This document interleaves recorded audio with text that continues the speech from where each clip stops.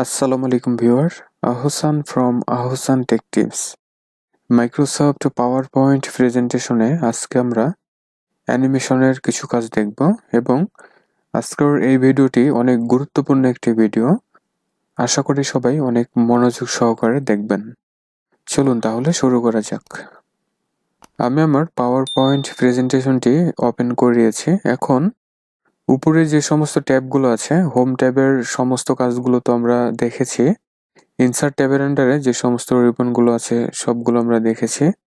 ডিজাইনের আন্ডারে যে সমস্ত রিবনগুলো আছে সেগুলো আমরা দেখেছি এবং একটি স্লাইডে ট্রান্সলেশন কিভাবে সেট করতে হয় সেই ব্যাপারেও কিন্তু আমরা জেনেছি। তো আজকে আমরা অ্যানিমেশন এই ট্যাব সিলেক্ট করে এই পাশে প্রিভিউ নামের একটি রিবন আমরা দেখতে পাচ্ছি এবং অ্যানিমেশন এই গ্রুপের ভিতরে যে সমস্ত ফান্ডামেন্টালগুলো আছে এগুলো আসলে কিভাবে ইউজ করতে হয় এবং এগুলো ব্যবহারের কি কি উপকারিতা আছে সমস্ত ব্যাপারগুলো আমরা ডিসকাস করব। তো প্রথমে আমরা দেখতে পাচ্ছি সমস্ত অপশনগুলো কিন্তু বা সমস্ত রিবনগুলো কিন্তু ডিজেবল অবস্থায় দেখা যাচ্ছে। তো এগুলোকে আমাদের এনেবল করতে হবে। এনেবল করার জন্য যেহেতু আমরা জানি কোনো স্লাইডকে যদি আমরা মুভিং করাতে চাই সেক্ষেত্রে আমরা ট্রান্সলেশন অপশনটি ইউজ করব। আর যদি কোনো টেক্সট টাইপের কোনো কিছু অথবা কোনো শেপ নিয়ে কাজ করি অথবা পিকচার অথবা কোনো অবজেক্ট নিয়ে যদি কাজ করি সেগুলোকে যদি মুভিং করাতে চাই সেক্ষেত্রে অবশ্যই আমাদেরকে অ্যানিমেশন এই ট্যাবের হেল্প নিতে হবে। ঠিক আছে? তো যদি তাই হয় তাহলে আমরা একটি টেক্সটকে সিলেক্ট করে দেখতে পারি কি অবস্থা। দেখুন, একটি টেক্সটকে যখন আমরা সিলেক্ট করেছি সাথে সাথে কিন্তু সমস্ত অপশনগুলো এনেবল অবস্থা হয়ে গেছে। ঠিক আছে? এখন এই টেক্সটকে আপনি বিভিন্নভাবে সিলেক্ট করতে পারেন। আমি চাইলে সবগুলো টেক্সটকে এইভাবে সিলেক্ট করতে পারি অথবা নির্দিষ্ট কোনো টেক্সট আমি যদি চাই যে অ্যানিমেশন সেট করব সেটিও কিন্তু আমরা করতে পারবো। ঠিক আছে? আবার আমরা যদি কোনো টেক্সট সিলেক্ট না করে কোনো শেপকে সিলেক্ট করি তাহলে কিন্তু এই অপশনগুলো এনেবল অবস্থায় হবে। ঠিক আছে? আচ্ছা, তো আমরা একটি টেক্সট সিলেক্ট করে নিয়েছি। এরপরে এখানে ইনিশিয়ালি কিছু অ্যানিমেশন আমরা দেখতে পাচ্ছি শো হয়েছে। তো আমরা যদি ড্রপ ডাউনে ক্লিক করি প্রথমে দেখতে পাচ্ছি নান, অর্থাৎ হলো আমাদের এই টেক্সটে এখন কোনো অ্যানিমেশন সেট করা নেই, এজন্য এখানে নান দেখাচ্ছে। এরপর আছে এন্ট্রান্স। এন্ট্রান্স হচ্ছে প্রবেশ, অর্থাৎ হলো এন্ট্রি। এন্ট্রি রিলেটেড যত ধরনের অ্যানিমেশন আছে সবগুলোই আমরা এন্ট্রেন্স এই গ্রুপের আন্ডারে পেয়ে যাব। ঠিক আছে? এবং আছে হলো এমপ্যাসিস। এমপ্যাসিস হচ্ছে ভ্যারাইটিস টাইপের কিছু অ্যানিমেশন প্রজেক্ট আমরা এই এমপ্যাসিসের ভিতরে পেয়ে যাব। আপনি যদি শুদ্ধ বাংলা করেন তাহলে কিন্তু মিলবে না, কারণ এমপ্যাসিস যদি শুদ্ধ বাংলা করা হয় তাহলে মেবি জোর বা বলপূর্বক এই টাইপের কিছু একটা হতে পারে। তো আসলে সেই রকম না, অর্থাৎ ডিফারেন্ট টাইপের কোনো অ্যানিমেশন যদি আমরা সেট করতে চাই সেক্ষেত্রে এই এমপ্যাসিস গ্রুপ থেকে আমরা সেটি সিলেক্ট করে নেব। এরপর আছে এক্সিট। এক্সিট হচ্ছে আমাদের টেক্সটগুলো এক্সিট হয়ে যাবে, অর্থাৎ শেষ হয়ে যাবে। সেই সমস্ত অ্যানিমেশনগুলো পাওয়ার জন্য আমরা এক্সিট নামের এই গ্রুপ থেকে এই অ্যানিমেশনগুলো আমরা সিলেক্ট করে নিতে পারবো। এরপর আছে মোশন পাথ। মোশন পাথ হচ্ছে যে মোশন হবে, অর্থাৎ বিভিন্ন দিকে মুভ করবে। সেই সমস্ত ক্ষেত্রগুলোতে আমরা কিন্তু এই মোশন পাথ গ্রুপের আন্ডারে অনেকগুলো অপশন দেখতে পাচ্ছি বা অনেকগুলো অ্যানিমেশন দেখতে পাচ্ছি, এগুলো আমরা সিলেক্ট করে নেব। তো ইনিশিয়ালি কিন্তু অল্প কিছু সংখ্যক অ্যানিমেশন প্রত্যেকটি গ্রুপের আন্ডারে দিয়ে দেওয়া আছে। তো আমরা যদি আরো বিশদভাবে কোনো কিছু পেতে চাই বা আরো অনেকগুলো অ্যানিমেশন পেতে চাই সেক্ষেত্রে ধরুন এন্ট্রান্স ইফেক্ট, তো আমরা এই পাশে দেখতে পাচ্ছি মোর এন্ট্রান্স ইফেক্ট আছে। জাস্ট এখানে ক্লিক করব, তাহলে চেঞ্জ এন্ট্রান্স ইফেক্ট নামের এই ধরনের একটি উইন্ডো আমাদের অ্যাপিয়ার করবে। এখন আপনি জাস্ট এখান থেকে যে কোনো একটি সিলেক্ট করুন, তাহলে দেখুন সাথে সাথে প্রিভিউ কিন্তু আমাদের টেক্সটে হয়ে যাচ্ছে। এখান থেকে সিলেক্ট করে আপনি দেখে নিতে পারবেন কোনটি আপনার প্রেজেন্টেশনের সাথে আসলে ম্যাচ করে, ঠিক সেভাবে কিন্তু আপনি নিয়ে নিতে পারবেন। ঠিক আছে? এবং নিচে দেখুন প্রিভিউ ইফেক্ট আছে। আপনি যদি এটি চেক মার্ক আনচেক করে দেন তাহলে কিন্তু প্রিভিউ অপশনটি আপনি পাবেন না।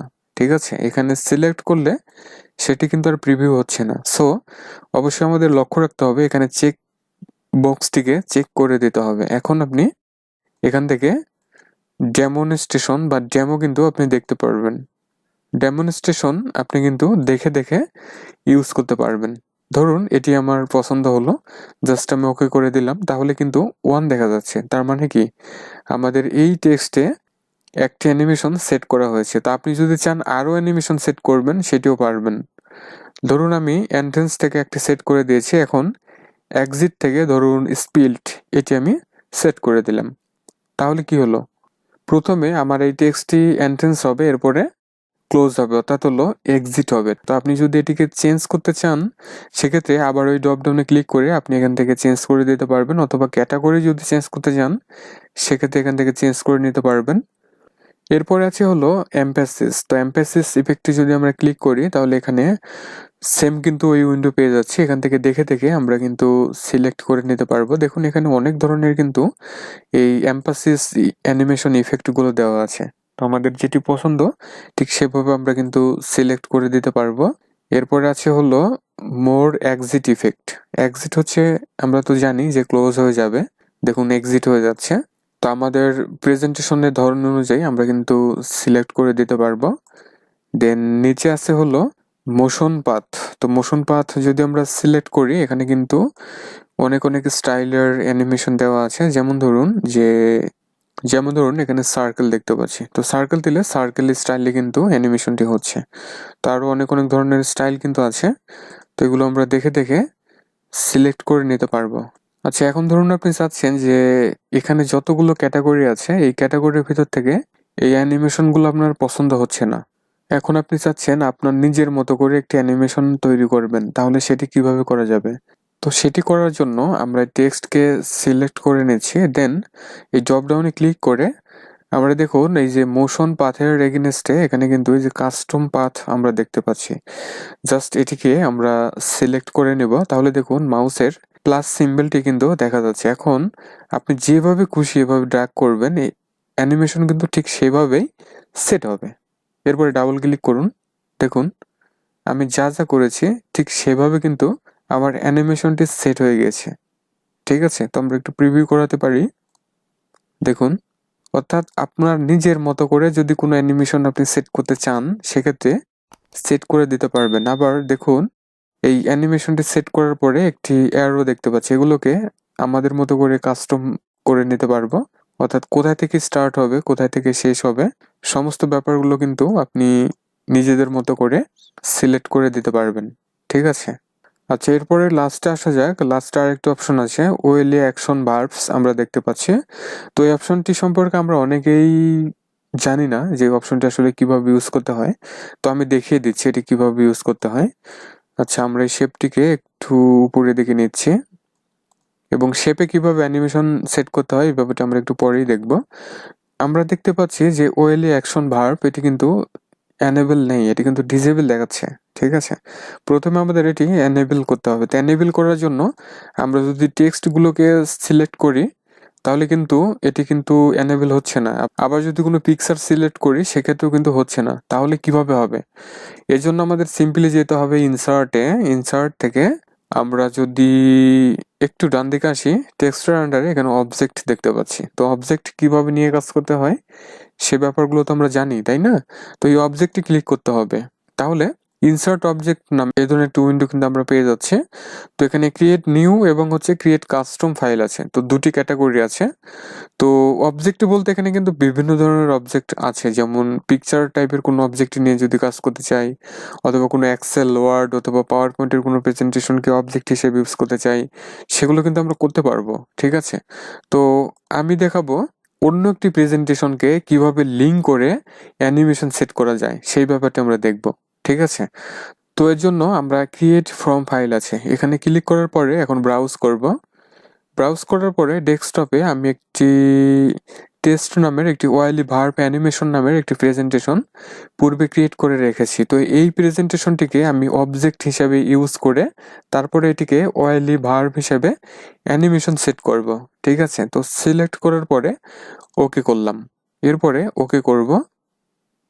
দেখুন আমার এই প্রেজেন্টেশনটি কিন্তু এখানে অ্যাড হয়ে গিয়েছে অবজেক্ট হিসাবে। তো আমরা একটু ছোট করে নিচ্ছি বোঝার জন্য, জাস্ট এই অবস্থায় থাকুক। এরপরে আমরা চলে যাব অ্যানিমেশন ট্যাবে। দেন এই ড্রপ ডাউনে ক্লিক করলে দেখুন ওয়াইল্ডলি অ্যাকশন ভার্ব কিন্তু অ্যাক্টিভ হয়ে গেছে। তো এখন এখানে ক্লিক করব, তাহলে 3টি অপশন পাচ্ছি, শো, এডিট এবং হলো ওপেন। ঠিক আছে, তো আপাতত শোই থাকুক, আমরা জাস্ট এখান থেকে ওকে করি। এরপরে আমাদের আরেকটু কাজ করে নিতে হবে, সেটি হচ্ছে এটিকে আমরা চাচ্ছি যে পরে প্রিভিউ করাবো, অর্থাৎ আফটার প্রিভিউ করাবো। তো এটি সিলেক্ট করার পরে এখন যদি আমরা একটু প্রিভিউ করাই, তাহলে দেখুন সরাসরি কিন্তু প্রিভিউ হয়ে যাচ্ছে। তার মানে কি, আমাদের স্লাইডে কিন্তু অন্য কোথাও আমরা কোনো অ্যানিমেশন ইউজ করিনি। তো এখানে একটু আমরা অ্যানিমেশন ইউজ করে দেখতে পারি। এটি আমরা ইউজ করে দিয়েছি এবং পরবর্তী পিকচারে আমরা ওয়েভ সেট করে দিয়েছি এবং এর পরবর্তীতে আমরা সেট করে দিলাম ধরুন অন্য একটা কিছু আমরা সেট করে দিয়েছি।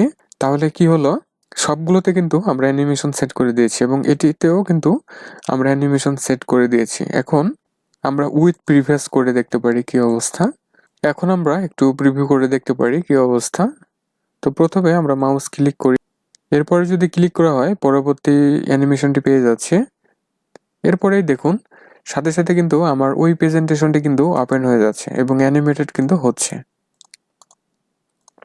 এক কথায় কোনো অবজেক্টকে যদি আমরা অ্যানিমেশন আকারে করতে চাই, সেক্ষেত্রে অবশ্যই আমাদের এই অ্যানিমেশন থেকে ওয়াইল্ডলি অ্যাকশন ভার্ব কিন্তু সিলেক্ট করে দিতে হবে। ঠিক আছে, আচ্ছা তাহলে আমরা কিন্তু অ্যানিমেশন কিভাবে ইউজ করতে হয় সেই ব্যাপারগুলো দেখলাম।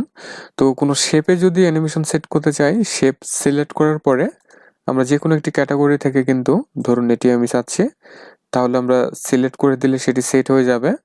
এর পরবর্তীতে এখানে প্রিভিউ নামের একটি রিবন আমরা দেখতে পাচ্ছি। প্রিভিউ রিবনের কাজ হচ্ছে আমরা যে অ্যানিমেশনগুলো ইউজ করেছি আমাদের টেক্সটে বা শেপে বা অবজেক্টে, সেগুলোকে প্রিভিউ করানোর জন্য এই অপশনটি আমরা সিলেক্ট করে দিতে পারবো, অথবা আমরা চাইলে কিন্তু এখান থেকেও প্রিভিউ করাতে পারবো, দেখে দেখে আমরা প্রিভিউ করিয়ে নিতে পারবো। নেক্সট অ্যানিমেশন এই গ্রুপের আন্ডারে এখানে কিন্তু ইফেক্ট নামের একটি অপশন আমরা পেয়ে যাচ্ছি। এই ড্রপডাউনে ক্লিক করলে এখানে কিন্তু বিভিন্ন ধরনের ইফেক্ট আছে, অর্থাৎ হলো আমরা যে ইফেক্টটি সেট করব বা যে অ্যানিমেশনটি সেট করব সেটি আসলে কোন দিক থেকে আমরা চাচ্ছি সেগুলোর ডাইরেকশন কিন্তু আমরা এখান থেকে আবার চেঞ্জ করে দিতে পারবো। তো এগুলো দেখে দেখে আমরা করে নিব।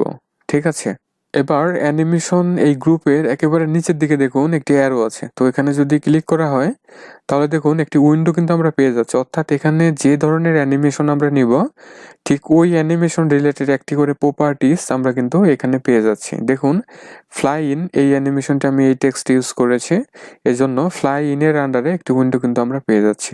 এখান থেকে আমরা যদি ডাইরেকশন চেঞ্জ করতে চাই এখান থেকেও করে নিতে পারবো, বা আরও যদি কোনো বিষয়াদি চেঞ্জ করা দরকার হয় এখান থেকে কমিয়ে বাড়িয়ে আমরা দিতে পারবো। কোনো সাউন্ড যদি সেট করতে চাই সাউন্ডের অপশন আছে, তো এগুলো পরবর্তীতে আমি দেখাবো। আবার টাইমিং এবং টেক্সট অ্যানিমেশন নামের আরও দুটি কিন্তু ট্যাব আকারে দেখা যাচ্ছে। তো এখান থেকে আমরা এগুলো সিলেক্ট করে দিতে পারবো। ঠিক আছে, এবং প্রত্যেকটির ক্ষেত্রে কিন্তু আসবে। যেমন ধরুন স্পিল্ড আমি সিলেক্ট করার পরে এখন যদি এই অ্যারোতে ক্লিক করি তাহলে স্পিল্ডের প্রপার্টিস পেয়ে যাচ্ছে। ঠিক আছে, এভাবে কিন্তু সবগুলো চেঞ্জ হয়ে যাবে। তাহলে ভিউয়ার আজকের ভিডিওতে আমরা দেখেছি যে মাইক্রোসফট পাওয়ার পয়েন্ট প্রেজেন্টেশনে অ্যানিমেশন কিভাবে ইউজ করতে হয়, এন্ট্রেন্স, এমফাসিস, এক্সিট, মোর মোশন এবং ওয়াইল্ডলি অ্যাকশন ভার্ব কিভাবে ইউজ করতে হয় সমস্ত ব্যাপারগুলো আমরা দেখেছি। ভিডিওটি যদি ভালো লাগে লাইক, কমেন্ট এবং শেয়ার করবেন। যারা চ্যানেলটিকে এখনও সাবস্ক্রাইব করেন নাই প্লিজ সাবস্ক্রাইব করে সাথেই থাকবেন। যারা মাইক্রোসফট এক্সেস এবং পাওয়ার পয়েন্ট বিশদভাবে শিখতে চাচ্ছেন তারা অবশ্যই আমার চ্যানেলটিকে ফলো করতে পারেন। সবাই ভালো থাকুন, সুস্থ থাকুন। Thanks for watching.